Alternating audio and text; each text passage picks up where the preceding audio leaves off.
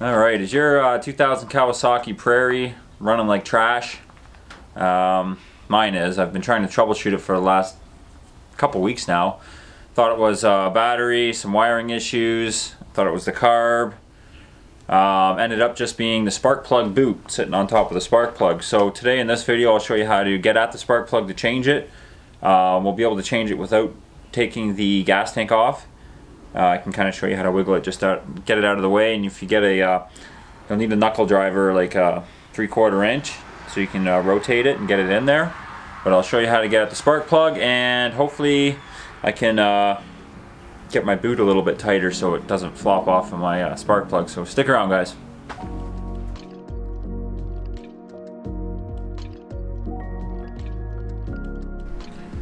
Alright, so here's the bike. First thing you gotta do is take your seat off. That's pretty straightforward. Like I was saying, I was dealing with a bunch of wiring issues, so I've sorted that out. There's 4 bolts holding the gas tank on. You'll need to take the cover off, 1, 2, 3, 4. And then when you get those 4 bolts off, this gas tank's more or less just sitting here. And let me put this on a tripod and I'll show you how to wiggle this out of the way so that we can get at the spark plugs, which are actually down below here. Alright, so like I said, you take these 4 bolts out, and then I've just tightened up your gas tank here, okay? You'll have to take the cap off to pull the cover off, and then just put the cap back on, okay? And then you've got the tank free like this. You're going to need something to kind of prop it up, okay, so you can get your hands in there. What I was using was an old spool of wire, something along the lines of that. You just lift it up, jam something underneath there like that. Now you still don't have enough room to work here, so what you got to try to do is, because the pump's right dead center of the tank here, you kind of just want to lift and wiggle it out of here, because it's kind of trapped in the fairings here. So pull it back and keep an eye on your hoses, because mine started leaking a little bit. And just kind of get it up and over, something like that. And then you should be able to get at the spark plugs there. Spark plug. Yeah, so once you get the tank rolled over like that, just have an eye on your pump. Make sure you're not leaking fuel all over the place, because my hoses were so brittle they were in one position they would leak. So, and then right down in here on the right side of the engine, there's your spark plug. So my issue was, this is just, it just does nothing. It doesn't stay on there. It just wants to come off real easy. So I've got to get at this and change this. I got to get at this here and change this boot. Holy smokes! Look at that. Oh, I thought that was a giant spider. Jesus, it's an ugly looking bug. All right, so for this little procedure, you're going to need a 3/4 inch spark plug removal socket. I think a regular socket might work, but you know, I'm using the proper tool. You'll need an extension with a knuckle. Alright, actually you might not even need the knuckle, but it does help. So hook all that up, get your socket ready here, and should be able to get right on there.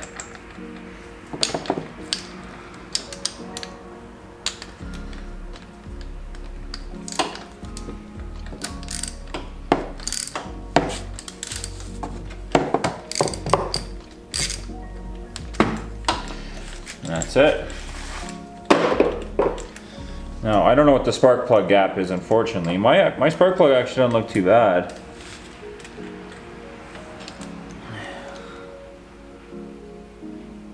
Doesn't look too bad, but I'll go ahead and change it. I'll order a new one. But unfortunately for me, I've got to get at this this boot. I'm gonna just order a whole new boot, I think, for my my bike. Yeah, so once you take the spark plug out, watch out for insects and shit crawling out of your 20-year-old quad. There's a little bolt right here you remove, 10mm, and then you can get at this ignition boot. I don't know what the term is, but there's a positive and a negative wire. I would recommend you tape one of them red, and then you can pull that whole unit off and swap her out. Well, that was a fun little video.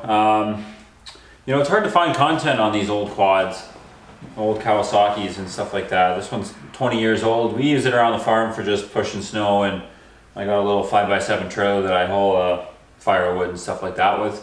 And it's been a super reliable quad. Like this thing in the middle of winter, 30 below, it fires up on the first turnover. It's insane. You know, I do almost no maintenance to it. I literally put 2 tanks of fuel through a year. It's the first issue I've had with the thing. So what I'm going to do is go ahead and order this, I guess it's a ignition assembly kind of thing. It comes with the boot on here. So I went ahead and labeled my red wire, my positive, so I know which one to go when I put it back on. So yeah, you know, you might want to have a look at this if your quad's running like shit and you're confident your carburetor is good. Like my symptoms were like basically it ran amazing, and then all of a sudden it would pretty much die on idle. So I'd warm it up, I'd throw it in the gear, I'd cruise around for a couple minutes, I'd put it in neutral, and then pop, pop, pop, pop, and it'd just die. So I'm hoping this fixes it, but I'm almost positive. Like I took that boot and it came right off the top of the spark plug. So I'll change the spark plug while I'm down in here, maybe lubricate some of the cables. I could mess around with the carburetor if I wanted to, but like I said, my bike runs fine. And yeah, hopefully that's it. So if this video helped you at all, maybe you could hit the like button or consider subscribing. We're a Canadian homesteading channel based out of Niagara Falls. And yeah, we're always pecking away at little things in the garage here. It seems to never end. I gotta get this thing with the plow on in a couple of weeks because, you know, winter's gonna be here shortly. So anyhow, take care, and I'll catch you on the next one.